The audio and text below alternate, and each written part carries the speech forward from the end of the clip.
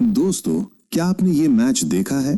जी हाँ, जब अपमान का बदला लेने मैदान पर उतरता है दादा। ये कहानी उस दिन की जब एंड्रयू फ्लिंटॉफ के घटिया जश्न का जवाब सौरव गांगुली ने दिया, वो भी लॉर्ड्स की बालकनी से टी शर्ट लहराकर। कैसे युवराज और कैफ ने 326 रनों के पहाड़ को पार करने की वो महान पारी। देखिए 2002 के उस ऐतिहासिक बदले की पूरी कहानी। नमस्कार दोस्तों, आज हम आपको सुनाएंगे एक ऐसी कहानी जो सिर्फ क्रिकेट मैच नहीं बल्कि भारतीय क्रिकेट के दिल की धड़कन है। ये वो कहानी है जहां जीत हार से बढ़कर है इमोशन, अपमान और एक ऐसा गौरव जो हमेशा याद रहेगा। बात है 2002 की, जब हमारी टीम ने एक ऐसे अपमान का बदला लिया जिसकी गूंज आज भी हर क्रिकेट फैन को जोश से भर देती है। साल 2002 में इंग्लैंड की टीम भारत आई थी 6 वनडे मैचों की सीरीज खेलने। सीरीज बेहद रोमांचक रही थी। भारत 3-2 से आगे था। आखिरी और सबसे बड़ा मैच था 3 फरवरी 2002 को मुंबई के वानखेड़े स्टेडियम में। ये स्टेडियम हमारे लिए सिर्फ एक खेल का मैदान नहीं बल्कि भारतीय क्रिकेट की धड़कन है। यहाँ हर मैच में जोश और जुनून की लहरें उठती हैं, जैसे कोई बड़ा फेस्टिवल चल रहा हो। उस फाइनल मैच में इंग्लैंड ने टॉस जीता और पहले बैटिंग करते हुए भारत को 256 रनों का टारगेट दिया। टीम लक्ष्य का पीछा करने उतरी और कप्तान सौरव गांगुली ने 80 रनों की तूफानी पारी खेली, लेकिन दादा के अलावा कोई भी बल्लेबाज कमाल नहीं कर पाया। मैच एकदम फाइनल ओवर तक खिंचा। 49वें ओवर में हम 8 विकेट खोकर 245 रन बना चुके थे। आखिरी 6 गेंदों पर हमें जीत के लिए 11 रन चाहिए थे। इंग्लैंड के कप्तान नासिर हुसैन ने गेंद सौंपी अपने सबसे खतरनाक ऑलराउंडर एंड्रयू फ्लिंटॉफ को। फ्लिंटॉफ ने पहली 3 गेंदों पर 5 रन दिए। अब बची 3 गेंदों पर हमें 6 रन चाहिए थे। क्रीज पर थे हेमंत बदानी और अनिल कुंबले। लग रहा था हम जीत जाएंगे, पर चौथी गेंद पर कुंबले रन आउट हो गए और फ्लिंटॉफ की 5वीं गेंद पर आखिरी विकेट के रूप में जवागल श्रीनाथ क्लीन बोल्ड हो गए। हम ये मैच सिर्फ 5 रन से हार गए। इस जीत के बाद जो हुआ उसने पूरे भारत को सदमे में डाल दिया। एंड्रयू फ्लिंटॉफ ने वानखेड़े में अपनी टी शर्ट उतारी और हवा में लहराते हुए ऐसा जश्न मनाया जो बेहद ही अपमानजनक और घटिया था। क्रिकेट के इतिहास में पहली बार अपनी ही स्टेडियम में ऐसा घटिया जश्न देखकर हर भारतीयों की आंखें शर्म से झुक गईं। हमारे खिलाड़ी और फैंस सब शर्मिंदा, बेबस और आंसुओं से भरे थे। इस पल को इतिहास में लिखा जाना तय था।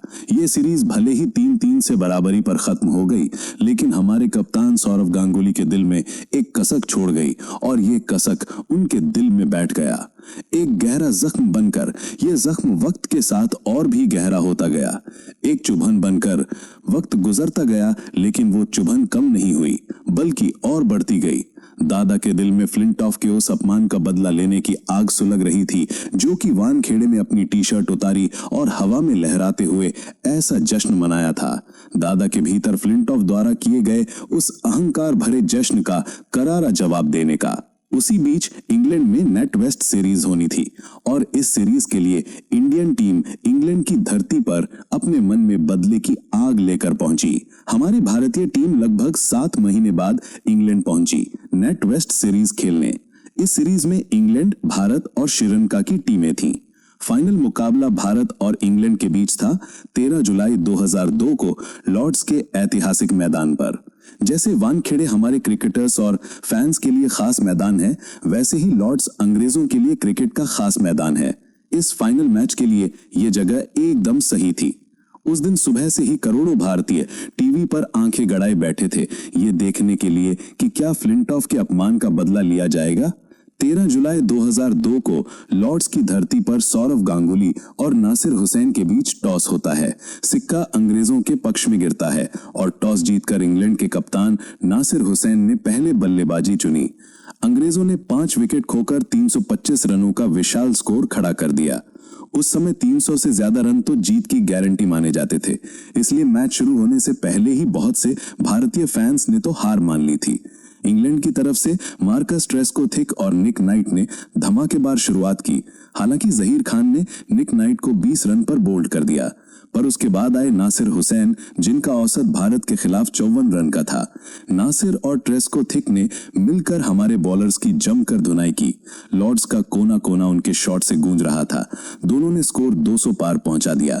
मार्कस ट्रेस्को थिक ने शतक भी ठोका, पर अनिल कुंबले ने उन्हें बोल्ड कर हमें थोड़ी राहत दी। उस समय टीम का स्कोर 2 विकेट पर 227 रन हो गया था, लेकिन यह खुशी ज्यादा देर नहीं टिकी। अब बल्लेबाजी करने आया वही एंड्रू फ्लिंटॉफ। फ्लिंटॉफ ने नासिर हुसैन के साथ मिलकर हमारे गेंदबाजों की ऐसी धज्जियां उड़ाई कि जहीर, नेहरा, कुंबले, भज्जी कोई नहीं बचा। नासिर हुसैन ने 45वें ओवर में अपना शतक पूरा किया और इंग्लैंड का स्कोर 300 पार पहुंच गया। आखिर में नासिर 115 रन बनाकर आउट हो गए। फ्लिंटॉफ ने भी सिर्फ 29 गेंदों पर 46 रनों की तूफानी पारी खेली और इंग्लैंड ने हमें 50 ओवर में 326 रनों का बड़ा टारगेट दिया।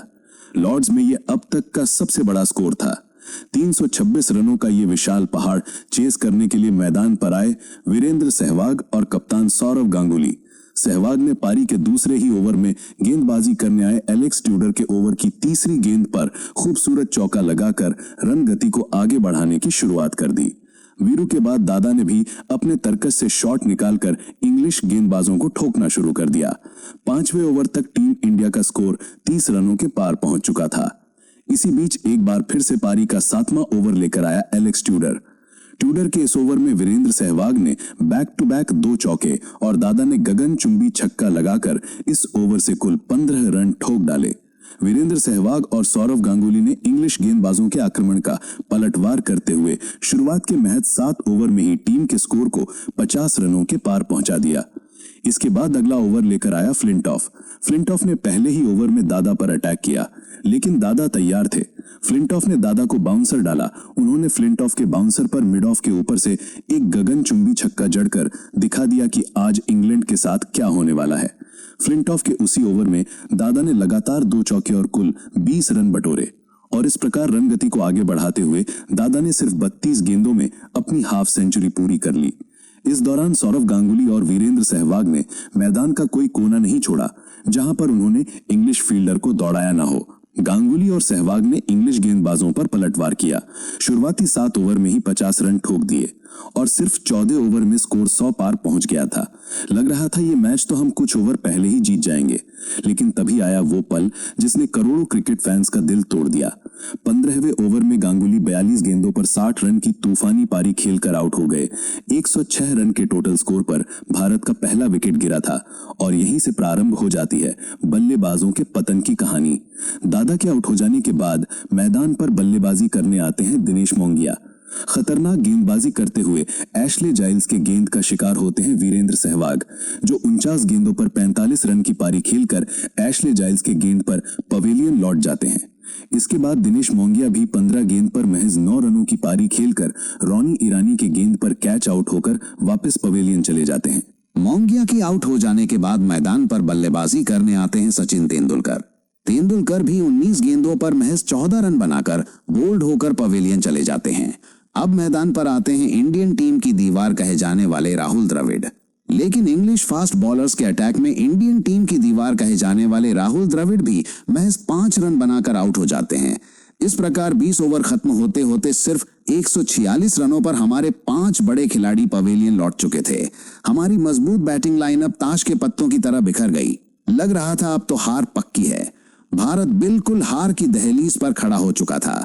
भारत के ये तीनों बल्लेबाज सचिन, सौरव और द्रविड़ भारत का साथ छोड़ चुके थे। ये तीनों उस दौर में वह भारतीय बल्लेबाज थे जिनके रहते भारत की विजय लगभग निश्चित होती थी और जिनके जाने के बाद भारत की पराजय लगभग निश्चित होती थी। इस तरह से लगातार एक के बाद एक विकेट गिरने से भारतीय फैंस निराश होने लगे और भारत के लाखों करोड़ों टीवी सेट्स जो भारत की जीत का इंतजार कर रहे थे, वे एक एक करके अब धीरे धीरे बंद होने लगे थे। लेकिन इसके बाद मैदान पर आए युवराज सिंह और मोहम्मद कैफ। यहां से हमें जीतने के लिए 180 गेंदों पर 180 रन चाहिए थे। ये वो नई नवेली जोड़ी थी जिसने अभी अभी इंटरनेशनल क्रिकेट में कदम रखा था। दोनों ने पहले संभल कर खेला और फिर अंग्रेजों की उम्मीदों को चकनाचूर करना शुरू कर दिया। युवराज सिंह और मोहम्मद कैफ ने अटैक करना शुरू कर दिया। इस दौरान मैदान का कोई कोना नहीं बचा जहां पर इंडियन टीम के इन दोनों नौजवान खिलाड़ियों ने गेंद को बाउंड्री लाइन के बाहर न भेजा हो। युवराज सिंह और मोहम्मद कैफ की इस बल्लेबाजी को देखकर टीम इंग्लैंड के कप्तान नासिर हुसैन और इंग्लैंड को यह एहसास हो गया था कि आज ये दोनों खिलाड़ी अलग ही इरादे के साथ खेल रहे हैं। इसी दौरान युवराज सिंह ने महज 45 गेंदों पर 8 चौके और 1 छक्के की मदद से अपनी हाफ सेंचुरी पूरी की। लेकिन जब पारी के 42वें ओवर में इंडियन टीम का स्कोर 266 रन था, उसी दौरान इंग्लैंड के ऑलराउंडर पॉल कॉलिंगवुड की गेंद पर युवराज सिंह कैच आउट हो जाते हैं। इस प्रकार युवराज सिंह ने 63 गेंदों पर 69 रनों की शानदार पारी खेली और हमें जीत की उम्मीद दिलाई। जब युवराज आउट हुए तो भारतीय टीम का स्कोर 6 विकेट पर 267 रन था। हमें अभी भी 50 गेंदों पर 58 रन चाहिए थे। अब सारी जिम्मेदारी मोहम्मद कैफ पर थी। इलाहाबाद का वो पतला सा लड़का लॉर्ड्स के मैदान में अपना पसीना बहा रहा था। कैफ ने हरभजन सिंह के साथ मिलकर 7वें विकेट के लिए 47 रन की अहम पार्टनरशिप की। हरभजन 15 रन बनाकर फ्लिंटॉफ की गेंद पर बोल्ड हो गए। हालांकि आउट होने से पहले हरभजन सिंह अपनी इस छोटी सी पारी से मोहम्मद कैफ के इस संघर्ष में जान डालने का काम कर दिया था। अब इंडियन टीम को जीत के लिए 15 गेंदों पर 12 रनों की जरूरत थी और क्रीज पर मोहम्मद कैफ को अब सब कुछ आसान लग रहा था। लेकिन हरभजन सिंह के आउट हो जाने के बाद मैदान पर बल्लेबाजी करने आते हैं अनिल कुंबले। कुंबले भी फ्लिंटॉफ के उसी ओवर में 2 गेंद डॉट खेलने के बाद अगली ही गेंद पर फ्लिंटॉफ ने अनिल कुंबले का विकेट लेकर अंग्रेजों की उम्मीदों में 4 चांद लगा दिए थे और अंग्रेजों को लगने लगा था कि जीत हमारी है। 314 रन पर 8 विकेट गिरने के बाद हमें 13 गेंदों पर 12 रन चाहिए थे। मैच एकदम कांटे की टक्कर पर था। इसके बाद डैरन ओवर लेकर आते हैं और कैफ ने डैरन गफ के इस ओवर से 10 रन लूटे। अब हमें आखिरी 6 गेंदों पर सिर्फ 2 रन चाहिए थे, पर स्ट्राइक पर थे जहीर खान। फ्लिंटॉफ आखिरी ओवर लेकर आया, पर दादा के चेहरे पर चिंता थी क्योंकि स्ट्राइक पर कैफ नहीं बल्कि जहीर खान थे और सामने था फ्लिंटॉफ। फ्लिंटॉफ ने पहली गेंद जहीर खान पर दे मारी। जहीर ने बल्ला चलाया पर कोई संपर्क नहीं हुआ। फिर अगली गेंद जहीर की बॉडी पर। जहीर ने किसी तरह खुद को बचाया पर कोई रन नहीं। इस प्रकार लगातार 2 डॉट बॉल खेल गए। अभी भी हमें 4 गेंदों पर 2 रन चाहिए थे। ऐसे में कैफ जहीर के पास गए और बोले, बैट गेंद में लगे या ना लगे भागना है। रोमांच अपने चरम पर था। पूरे मैदान में भारतीय फैंस के बीच सन्नाटा सा छा गया था कि अगले बॉल में क्या होने वाला है। फ्लिंटॉफ ने तीसरी गेंद डाली, जहीर ने बल्ला चलाया और गेंद का संपर्क हुआ और गेंद कवर के क्षेत्र में गई। फील्डर ने कैफ को रन आउट करने के लिए स्ट्राइकर एंड पर थ्रो किया, पर कैफ ने अपनी पूरी जान झोंक दी। थ्रो स्टंप पर नहीं लगा और फाइन लेग में चला गया। जहां 1 रन नहीं होना चाहिए था, वहां इन दोनों ने 2 रन पूरे किए और इंडियन टीम को एक ऐतिहासिक जीत दिला दी। मोहम्मद कैफ की शानदार पारी और हमारी टीम की जीत को देखकर इंग्लैंड के खिलाड़ी हक्के बक्के हो गए। वो अपना सर पकड़कर लॉर्ड्स के ग्राउंड पर बैठ गए और वहीं हमारी टीम की जीत पर कप्तान सौरव गांगुली ने लॉर्ड्स की बालकनी में खड़े होकर अपनी टी-शर्ट उतारी और हवा में लहरा दी। दादा का ये रौद्र रूप देखकर पूरी दुनिया हैरान थी क्योंकि लॉर्ड्स की बालकनी में ऐसा करने की हिम्मत शायद ही किसी में थी। ये फ्लिंटॉफ के अपमान का दादा का उसी अंदाज में दिया गया करारा जवाब था। यही वो पल था, यही वो दिन था जब दादा ने पूरी दुनिया को समझा दिया था कि अब भारत किसी भी स्लेजिंग या बदतमीजी का जवाब उसी भाषा में देगा। लेकिन इस जीत की कहानी में एक और दिलचस्प मोड़ है जो शायद आपने पहले कभी नहीं सुना होगा। जरा सोचिए, जब हमारी टीम 146 रन पर 5 विकेट खोकर पूरी तरह से हार की कगार पर थी और जीत के लिए 26 ओवर में 180 रन चाहिए थे, तो किसी को भरोसा नहीं था कि हम ये मैच जीतेंगे। लाखों भारतीय फैंस ने निराश होकर अपने टीवी बंद कर दिए थे। इन्हीं बंद होते टीवी सेट्स में से एक टीवी कैफ के घर का भी था। सुबह से कैफ के माता पिता टीवी पर आंखें गड़ाए बैठे थे। अपने बेटे को फील्डिंग करते, रन आउट करते, कैच करते देख रहे थे। पर जब भारतीय टीम का स्कोर 146 रन पर 5 विकेट गिर गए और अपने बेटे की बैटिंग आने वाली थी, तो उन माँ बाप ने अपने बेटे की बल्लेबाजी न देखते हुए उन्होंने सोचा अब क्या ही होगा और उन्होंने टीवी बंद करके पास के सिनेमा हॉल में मूवी देखने चले गए।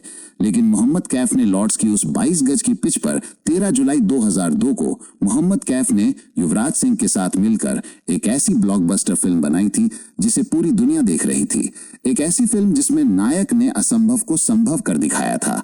और जब उन्हें अपने बेटे के इस ऐतिहासिक कारनामे का पता चला, जब उन्हें मालूम हुआ कि उनका बेटा पूरे हिंदुस्तान का हीरो बन चुका है, तो उनकी आंखें अफसोस और आंसुओं से भर गईं। सोचिए, जिस पल उनके बेटे ने इतिहास रचा वो उसे देख नहीं पाए। देखते ही देखते मोहम्मद कैफ पूरे हिंदुस्तान के हर गली नुक्कड़, हर घर और हर चौक चौराहे का हीरो बन गया। रात होते होते इलाहाबाद के लोग आतिशबाजी और ढोल नगाड़ों के साथ कैफ के घर के सामने जमा हो गए। ये वो दिन था जब कैफ नाम का ये सितारा भारतीय क्रिकेट के आसमान पर एक ध्रुव तारे की तरह चमकने लगा था।